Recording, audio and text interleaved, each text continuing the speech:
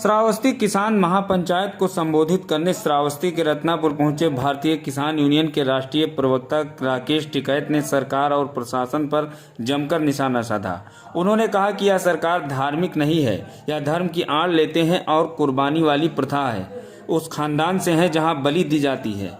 इनको पूजा पाठ करने वाले खानदान से मत समझ लेना। यहाँ जहाँ पर भी जाते हैं झगड़ा करवाने का काम करते हैं, या इनका नंबर 1 का काम है, या देश को बांटने का काम करते हैं। कोई आंदोलक अपनी बात कहेगा तो उस पर मुकदमा लिखना इनका काम है। अब इनका पहला टारगेट है कि किसानों की ज़मीन कैसे छीनी जाए। अगर दिल्ली में आंदोलन न हुए होते तो आपकी ज़मीन चली जाती।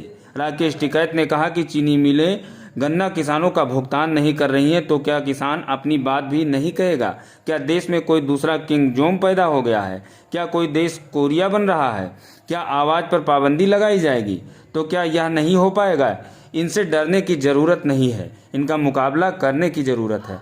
अब वह समय आ गया है जब इनसे मुकाबला होगा। अब एक बड़ा संघर्ष देश में फिर होगा जिसको पूरी दुनिया देखेगी। या जो डराने का काम करते हैं या डरपोक भी हैं, या देश के संविधान जो बाबा भीमराव अंबेडकर का संविधान है उसको भी मानते नहीं हैं।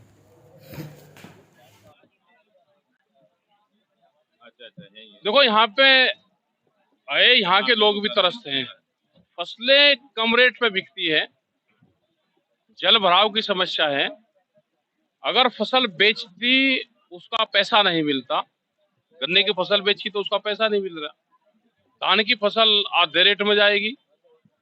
फसल बीमा योजना पे भी कंपनियां और सरकारें काम नहीं कर रही।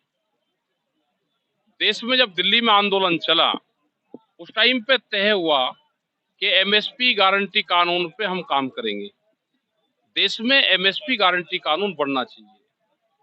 जब वो बन जाएगा, किसी को भी व्यापार करना, फसलें खरीदनी, तो जो सरकारी एमएसपी होगी उसके कम पे वो खरीद नहीं करेगा।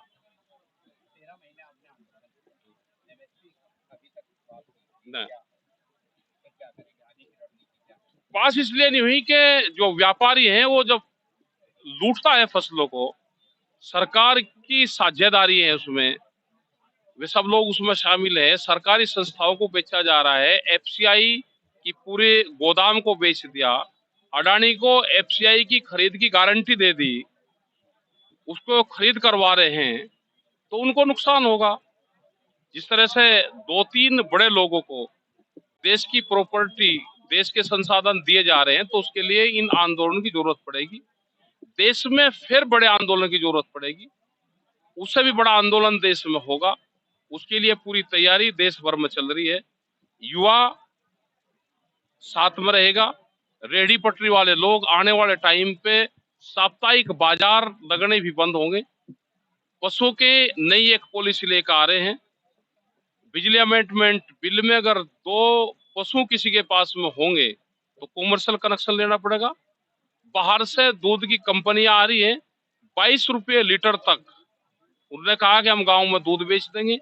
अमूल जैसी कंपनी ने विरोध करा, उसने कहा कि हमें 10 रुपये पर लीटर आप सब्सिडी दोगे अगर एग्रीमेंट करोगे। सीड जो बीज है, बीज का एक नया कानून देश में आ रहा है। नए थाने खुलेंगे, अभी तो बिजली के थाने खुल रहे, अभी बीज के थाने भी देश में खुलेंगे। वे रोज किसान के खेत में रहेंगे और उसमें जो नया सीड कानून है, बीज कानून है, उसमें सजा और जुर्माना दोनों है। तो क्या ये किसान बच जाएगा? ये किसान इकट्ठा रहेगा तो ही बच पाएगा। जैसे जमीनों को लूटने का काम करा जा रहा, लखनऊ में एयरपोर्ट के आसपास के 5-6 गांव की सरकार की भाषा बोलता है। यहाँ आंदोलन भी होंगे, अगर बातचीत नहीं होगी, अगर उसका समाधान नहीं होगा तो आंदोलन भी होंगे, रास्ते जाम भी होंगे, सब काम यहाँ पे होंगे। अगर गन्ने का भुगतान नहीं होगा, वहां की फैक्ट्रियां हैं, जो बजाज शुगर मिल की फैक्ट्रियां हैं, दूसरी फैक्ट्रियां हैं, उन्होंने गन्ने का भुगतान नहीं किया तो किसान अपनी बात भी नहीं कहेगा। क्या देश में कोई दूसरा किंग जोंग पैदा हो गया? क्या देश कोरिया बन गया?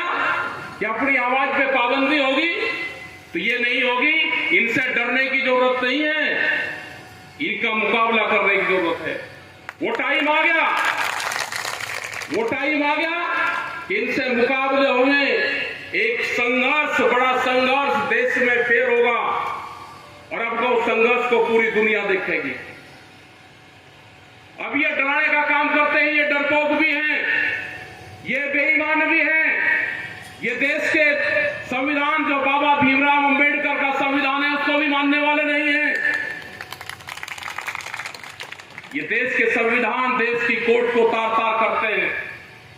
ये 5 साल की राज्यसभा में बड़े बड़े अधिकारियों को खरीद लेते हैं, रिटायरमेंट होने के बाद में तुमको राज्यसभा देंगे, तो उसे 5 साल तक जब वो अपने पद पर रहता है तो उसको दुरुपयोग करवाते हैं।